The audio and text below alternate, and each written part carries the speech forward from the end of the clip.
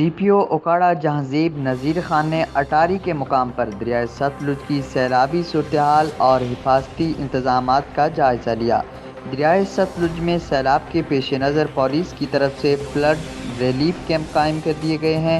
Jahanzeb Nazir Khan Okara police flood relief کیمپوں میں تیراکی کے ماہر پولیس جوانوں کو تعینات کیا گیا ہے۔ D P O Okara police flood relief camp موضع اٹاری، روہیلہ پوران اور ہیڈ سلیمان کی مقام قائم کیے گئے ہیں۔ ڈی پی او اکاڑا تمام کیمپوں پر کشتیاں، لائف جیکٹس، ادویات، راشن اور زندگی بچانے والے دیگر سازوسامان مہیا کیا گیا ہے۔